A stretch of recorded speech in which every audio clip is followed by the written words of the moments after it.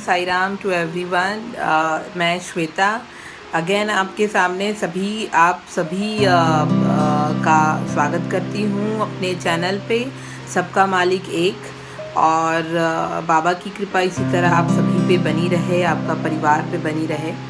तो आज जो मैं आपके पास इंफॉर्मेशन लेकर के आई हूँ वो बहुत ही इम्पॉर्टेंट है सभी साई डिवोटीज़ के लिए, है ना। तो उनको ये जानना बहुत ज़्यादा इम्पॉर्टेंट है।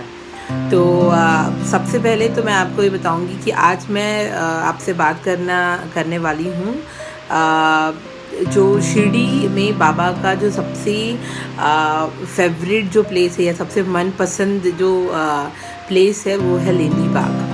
अब वो लेंडी बाग में आपने वहाँ पे 5 समाधीज़ देखी होगी। जो 5 समाधीज़ हैं आज हम उनके बारे में बताएंगे आपको कि वो कौन सी 5 समाधीज़ है, वो ऐसी कौन सी 5 समाधि हैं जो लेंडी बाग में बनी हुई हैं। तो उसमें तो बिना देरी किए लेट्स स्टार्ट। तो फर्स्ट जो वहाँ पे समाधि है हम डिस्कस करेंगे अब्दुल बाबा दरगाह।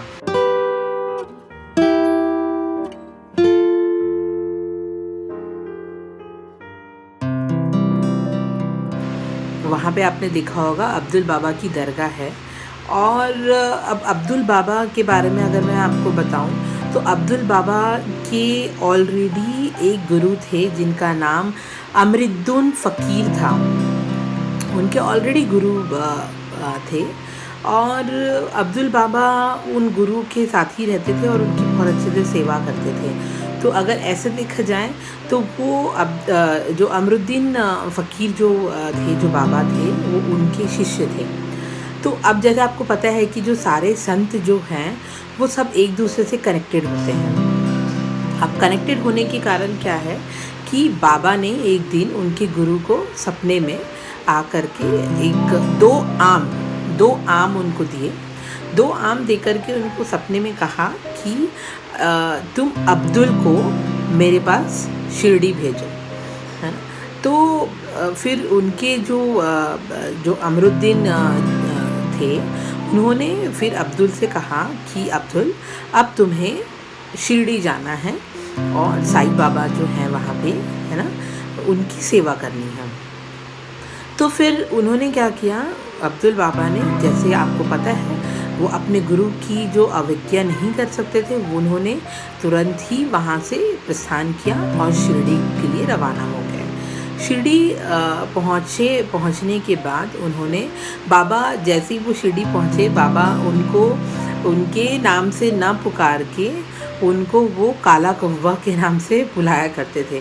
तो जब भी बोलते थे वो ये बोलते थे कि देखो देखो मेरा काला कौवा आ गया है। तो वो इस तरीके से उनसे अब्दुल बाबा से बात किया करते थे। तो ये अब्दुल बाबा जो है उनकी सेवा किया करते थे। जो भी जो छोटी मोटी द्वारका माई में जो सेवा है, बाबा से रिलेटेड जो भी उनकी डेली जो चीज़ें हैं वो उनकी बाबा की किया करते थे। तो ये है पहली समाधि जो अब्दुल बाबा की जो दरगाह है, आपने वहाँ देखा भी होगा और लोग उनके भी दर्शन करने जाते हैं वहाँ पे। और उनका बहुत बड़ा सौभाग्य है जो उनका पहला वहाँ पे उनको अपनी समाधिस्थ होने का अवसर प्राप्त हुआ है। अब हम बात करते हैं जो दूसरी समाधि है वहाँ पे, उनका जो नाम है वो भाऊ महाराज कुंभार की समाधि है वहाँ पे,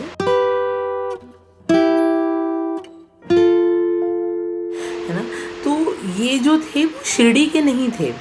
वो जैसे प्रॉपर जो शिरडी के अगर बोला जाए तो वो शिरडी के नहीं थे, बट यस वो जो कैरी गांव है वहाँ पे, कैरी गांव नीम गांव आपने सुना होगा, तो वो नीम गांव के निवासी थे। नीम गांव में रहा करते थे वो, है ना। तो वो जब यहाँ पे आया करते थे, शिरडी जब आया करते थे, और कुछ समय बाद ऐसा हुआ कि वो शिरडी में ही रहना स्टार्ट कर दिया उन्होंने। तो वो कैसे थे कि वो बहुत ही अच्छे दिल के जो इंसान होते हैं बहुत ही साफ दिल, बहुत ही उदार जो होते हैं वो उस टाइप से इंसान थे। तो वो हमेशा ही अपने कंधे पे एक ब्लैंकेट, यहाँ पे कंधे पे हमेशा वो एक ब्लैंकेट हमेशा रखा करते थे। ब्लैंकेट रखा करते थे और वो क्या करते थे कि सुबह-सुबह जब उठते थे तो शिरडी की जितनी भी गलियां हैं, जितना भी जो छोटी-छोटी गलियां थी वो टाइम पे, तो जो टूटी-फूटी जो रोड हुआ करती थी उसको वो अपने ब्लैंकेट से क्लीन किया करते थे, क्लीन करते थे। उसके बाद वो क्या करते थे कि इवन उनका इतना दिल इतना साफ़ और इतना कोमल था कि जब भी वो एक अलग उनकी जो बोल सकते हैं आप क्वालिटी, वो ये थी कि वो जब अगर किसी ट्री को भी देखते थे तो उनको ऐसे लगता था कि इसे भी ठंडी लग रही होगी, तो वो अपना ब्लैंकेट को वो ट्री से, वो झाड़ से उसको कवर करते थे और बोलते थे कि हाँ अब इसे ठंड नहीं लगेगी। तो उसके बाद अगर वो क्या करते थे कि वहाँ के जो शिरडी के जो गांव के लोग जो थे वो कभी-कभी उनको कुछ पैसे दिया करते थे, जैसे कि गांव में होता है ना दक्षिणा दे रहे हैं या कुछ किसी ने किसी चीज़ के लिए उनको पैसे देने की कोशिश ज़रूर करते थे। बट वो कभी भी नहीं लिया नहीं करते थे, वो कभी भी मना करते थे, हमेशा मना करते थे कि नहीं मुझे नहीं चाहिए। बट अगर फिर भी किसी ने उन्हें दे दिया तो वो क्या करते थे ना, वो पैसे को लेकर के जो गाँव के जो छोटे-छोटे बच्चे होते थे, है ना, जो देखते थे कि ये बहुत ही गरीब हैं और बहुत मतलब वीक है ना, जिनको दूध की ज़रूरत है या अच्छे खाने की ज़रूरत है, तो वो क्या किया करते थे, वो पैसा ले जाके उनके पेरेंट्स जो उनके मम्मी-पापा थे, माँ-बाप थे, है ना, उनको वो दे दिया करते थे और बोलते थे कि इस पैसे से इसको दूध और अच्छा खाना देना, ठीक है, तो इनकी भी हेल्थ अच्छी होगी। तो इस तरीके से वो बहुत ही अच्छे दिल के इंसान थे। अब जब लास्ट टाइम था, बहुत कम टाइम उन्होंने बाबा के साथ दिया है और जो सबसे अच्छी बात ये है कि बाबा उनको उपदेश दिया करते थे, है ना। तो वो जब भी बाबा से द्वारका माई में मिलने के लिए जाया करते थे तो वो बहुत खुश होते थे। जब वो निकलते थे तो सब लोग पूछते थे कि अरे ऐसा क्या है जो आप बहुत खुश हो, बहुत क्या बोला बाबा ने? तो बोलते थे अरे ये फ़कीर जो हैं मुझसे बहुत ही मीठी-मीठी बातें करते हैं। तो इस तरीके से वो ये करते थे। अगर आप देखें तो शिरडी ट्रस्ट आज भी उनकी जो जयंती है वो मनाती है। उनके नाम से भंडारा होता है, जुलूस होता है, भंडारा होता है और वो जो भोजन है वो सभी गरीब जो बच्चे हैं, जो सभी गरीब लोग हैं उनको वो जो प्रसाद के रूप में उनको बाँटा जाता है। तो ये थे हमारे जो भाऊ महाराज कुंभार, जिनकी दूसरी समाधि बनी हुई है लेंडी बाग में। हम देखेंगे कि जो लेंडी बाग में तीसरी समाधि बनी हुई है वो है नानावली समाधि।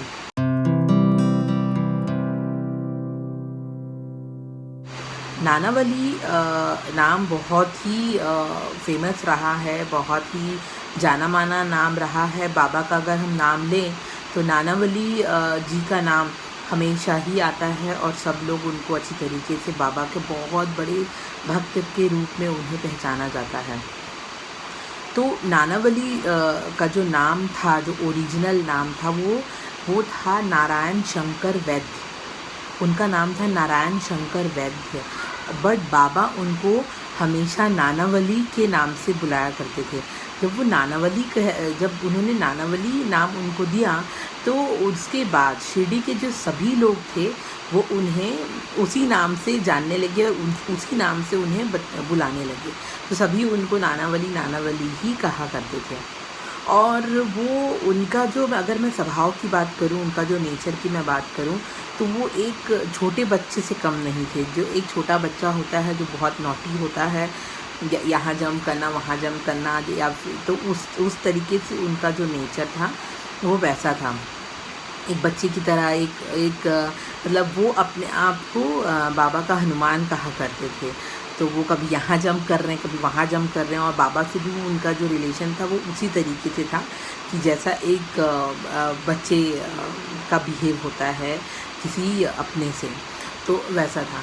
अब बाबा कभी कभी तो बाबा की जो जगह है जहाँ वो द्वारका में बैठा करते थे, वो कभी उनसे वो भी उन्होंने कभी बोला है कि बाबा आप हटिए, मुझे बैठना है। उसकी भी बहुत अच्छी सी कथा है जो मैं आपको बताऊंगी नेक्स्ट वीडियो में। तो वो एक बहुत ही बड़े भक्त में से एक उनका नाम था। दूसरा जो है उनका वो बहुत अच्छे थे। जब भी जो भक्त जो हैं बाबा के जो दर्शन के लिए दूर दूर से आया करते थे, और नानावली जी पूरा उसका जो ध्यान रखना कि सभी भक्त को बाबा के दर्शन अच्छी तरीके से हों, आसानी से हो जाए, 1 बाय 1 लाइन बना कर के उनको किस तरीके से दर्शन मिले, वो ये सब चीज़ों को बहुत अच्छे से मैनेज करते थे।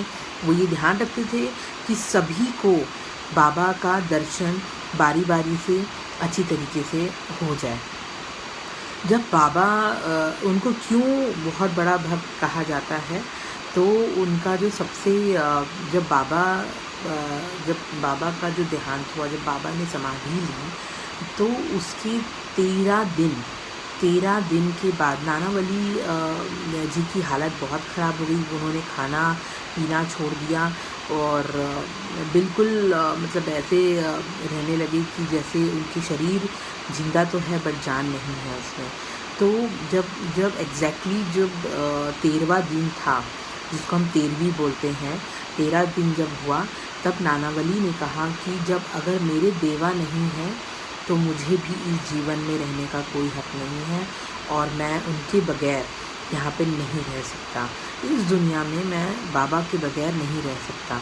तो उन्होंने क्या किया, उन्होंने बाबा के समाधिस्थ होने के 13वें दिन पे 13 डेज़ पे उन्होंने भी समाधि ले ली। और आज जो आप वहाँ पे जो समाधि देखते हैं नानावली जी की, वो उनके शरीर के ऊपर ही समाधि बनाई गई है। तो उन्होंने, वो ऐसे भक्त थे जिन्होंने अपना जीवन, अपनी जो लाइफ है वो बाबा को दे दी। तो ऐसी भक्ति को मेरा सत प्रणाम है कि ऐसे भी बाबा के भक्त थे जो बाबा के बिना रहना भी अपने लिए श्राप समझते थे। उनके साथ ही वो अपनी समाधि ले ली उन्होंने 13 डेज़ में, और उन्होंने अपना जीवन बाबा के नाम पे अर्पण कर दिया। और आज हम उन्हें बहुत ही श्रद्धा और रिस्पेक्ट के साथ याद करते हैं। तो ऐसे थे नानावली जी। अब हम आते हैं जो 5वीं समाधि है लेली बाग में, है ना। तो अभी जैसे मैंने आपको बताया कि नानावली जो है, नानावली आप जब भी शायद जाते होंगे तो आपने देखा भी होगा, उनकी समाधि में हम जाते ही हैं, है ना। तो ये थे। अभी जो है, अभी जो 4th नंबर या 4th नंबर की जो समाधि है लेली बाग में, वो थी वीपी अय्यर जी की समाधि है। वीपी अय्यर जो थे वो शिरडी के नहीं थे, शिरडी से बाहर के थे। वो शिरडी में आए, बहुत कम टाइम रहे, और शिरडी में आए बिकॉज़ वो शुगर फैक्ट्री में जॉब किया करते थे। उनकी जॉब लग गई थी वहाँ पे शुगर फैक्ट्री में। और उनका जो शिरडी ट्रस्ट जो है, शिरडी ट्रस्ट में बहुत अच्छी जान पहचान थी। अब इनका जो मेन, अगर मैं आपको बोलूँ तो ये फिर कुछ समय जब वहाँ पे थे, और फिर कुछ समय बाद बहुत बीमार रहने लगे, और मतलब बेड रेस्ट हो गए आप बोल सकते हैं। फिर जब वो बेड पे ही थे, इतनी उनकी बुरी कंडीशन थी, तो वो क्या किया करते थे ना, वो हमेशा बाबा का जो फ़ोटो है उसको वो कंटिन्यू देखा करते थे, रेगुलरली उनको वो देखते ही रहते थे बाबा को। और जब उनका लास्ट समय आया, तब उन्होंने वहाँ पे जो थे लोग उनको कहा कि ये बाबा की फ़ोटो जो थी वो मुझे दो। तो लोगों ने वो बाबा की फ़ोटो उनको दी और बाबा ने उस फ़ोटो को अपने चेस्ट के ऊपर रखा और उन्होंने अपने प्राण त्याग दिए। तो ये थी वीपी अय्यर जी के बारे में जो जितनी इन्फॉर्मेशन मुझे मिल पाई है।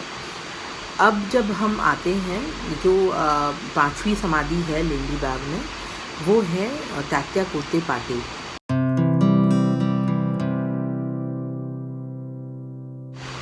कि अब जैसे हम नानावली जी को जानते हैं, वैसे ही हर कोई तात्या पाटिल जो है ना, उनको वो जानता है, सभी जानते हैं।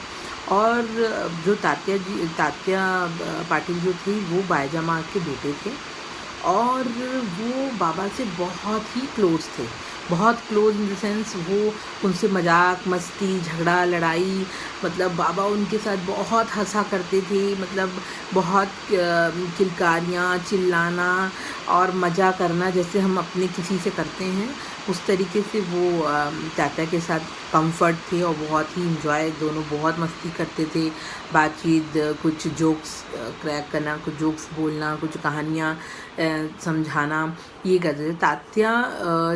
तात्या ने अपने 14 साल 14 ईयर्स वो बाबा के साथ ही द्वारका माई में सोया करते थे, बाबा के साथ 14 साल, जो बहुत बड़ा टाइम होता है। और उनको वो ही एक ऐसे थे जो उनको मामा भी कहा करते थे, बाबा को वो मामा कह कर के संबोधित किया करते थे।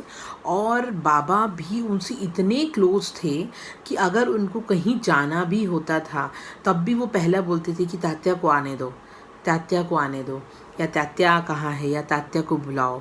ये ऐसा उनका रिलेशन था। और जब उनकी जो ये प्रथा जब स्टार्ट हुई कि चावड़ी द्वारका माई से चावड़ी तक जाने की, है ना, तो भी वो बिना तात्या के वो एक बार भी वहाँ नहीं गए हैं। तो वो हमेशा तात्या ही उनको बोला करते थे कि चल मामा रेडी हो जा, अब हमको चलना है, चल मामा चलते हैं। तो इस तरीके से उनका बहुत ही गहरा और बहुत ही प्यार भरा रिलेशन था बाबा के साथ। तो इसी के साथ मैं अपना ये इंटरेक्शन आप लोग के साथ यहाँ पे एंड करती हूँ। आई होप सबको ये इन्फॉर्मेशन बहुत पसंद आई होगी। और मैं एक बार इसको समराइज़ करना चाहती हूँ कि जो 5 मैंने जो आज आपको बताया है वो है 5 ऐसी समाधि जो लेंडी बाग में शिरडी में बनी हुई हैं। और आप लोग जाते हैं और उनसे भी आप मिलते हैं और उनसे भी आप उनकी भी समाधियों में आप ज़रूर माथा टेकते हैं। मुझे पूरी आशा है। तो आप लोग जब भी जाएं, इतनी इन्फॉर्मेशन आपको मैंने दी है कि आप उनके बारे में थोड़ा और जानने की कोशिश करें और उनको भी श्रद्धा से अपना नमन करें। तो ये थे 5 समाधि लेंडी बाग शिरडी में। तो इसी के साथ मैं श्वेता आपसे विदा लेती हूँ। बहुत ही जल्द मिलूँगी आपसे कुछ और भी इम्पॉर्टेंट वीडियोज़ के साथ। तब तक के लिए ओम साई राम।